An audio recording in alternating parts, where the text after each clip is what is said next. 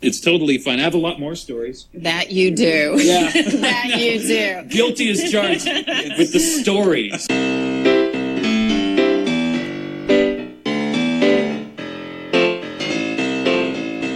Hey, welcome everybody to I've Got Something to Say, the podcast that's mine that you get to listen to.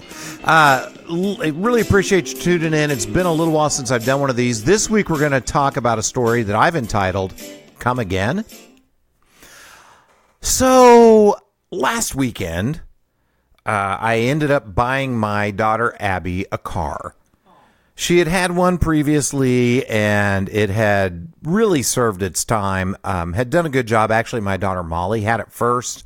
Then when she went away to college, we got her a little bit better car, just safer for the longer distance. Abby took the older car, and it did fine, but it finally died. So she and I had spent a couple of weekends in a row looking at cars. Finally, we found one at a dealership here in my hometown of Independence, Missouri. And Abby found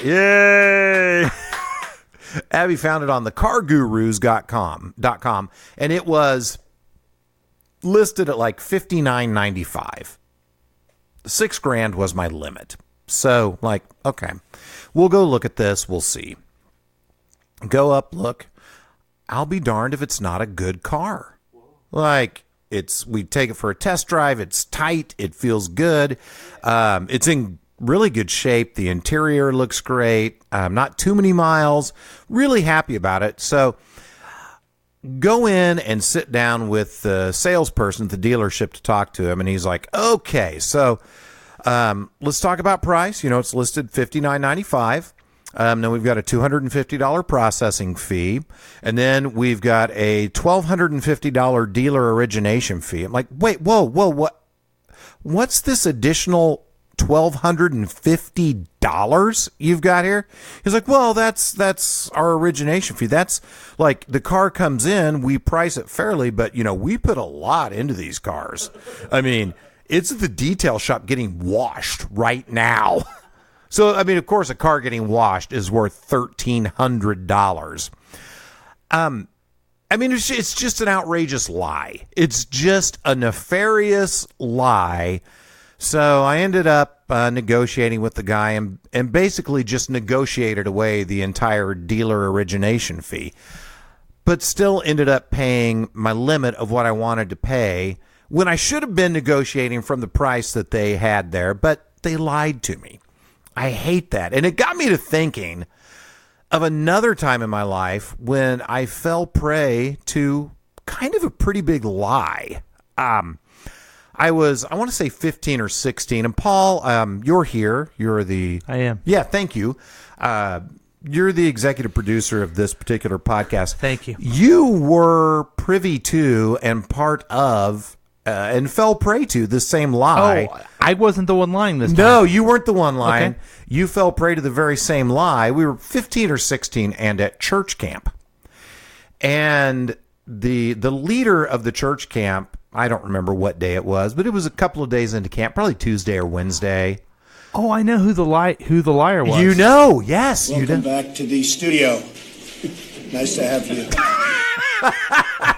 No? It was not the liar in chief. Oh, okay. Go ahead. But you know who I'm talking about. Yeah. So our camp director was being really kind of squirrely and cagey. This, like, we're at breakfast and normally, you know, he'd get up and say something and then he's looking all like eyes darting like, oh, what's going on? And he's whispering to other leaders, running out of the room.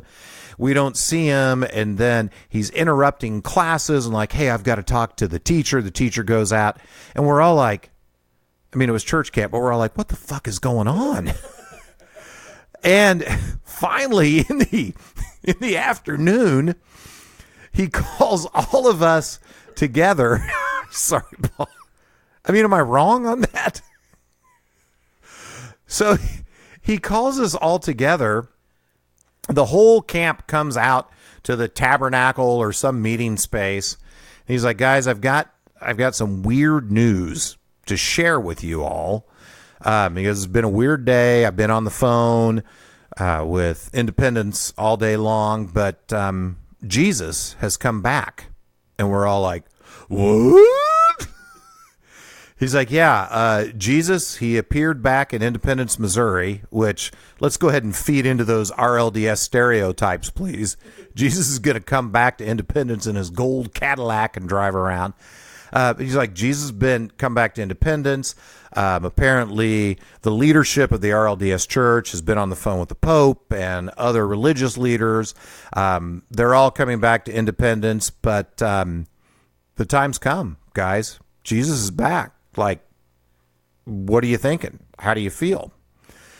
And I remember in that moment thinking, okay, my parents are good people. There's going to be probably this thing called the rapture that I've heard about from Blondie. And I'm sure they're going to be taken up in the rapture. I'm not very good, so I'm going to be left here.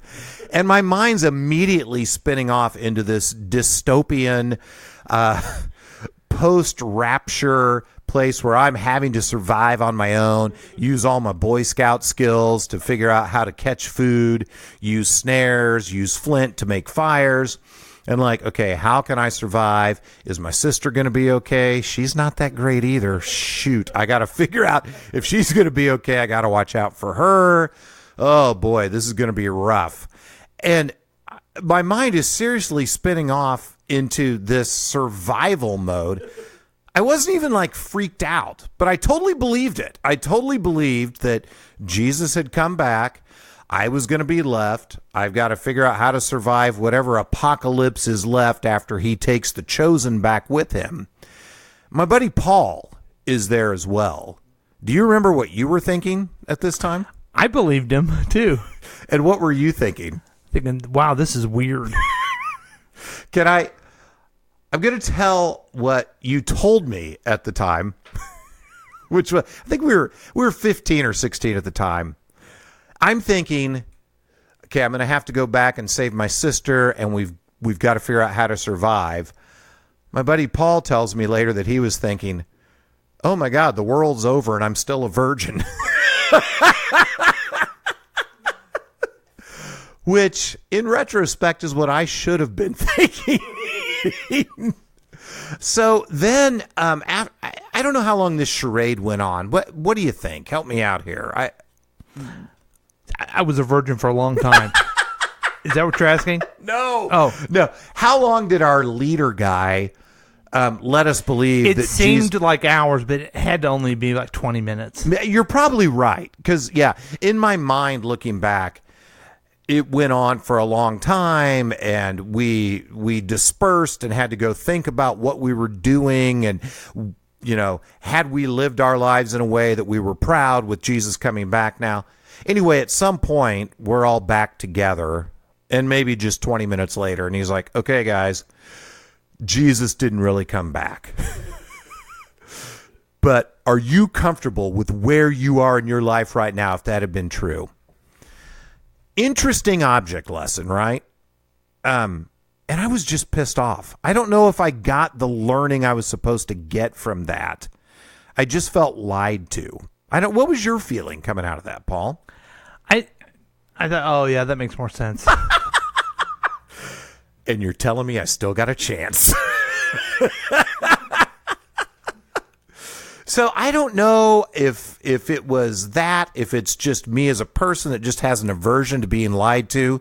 But for whatever reason, this incredibly impactful object lesson about the Savior of the world returning had the same impact on me 35 years later that a car salesman had on me at Landmark Dodge. So that really does it for this edition of I've Got Something to Say. Hey, thanks so much for tuning in. It's been a while. I'm a little rusty, but we're going to be a little more regular, and they'll get better. So thanks for listening to this one. If you have comments or questions, please reach out to someone not affiliated with this show. Big thanks to Paul for producing and making this show possible, and we'll talk to you next time.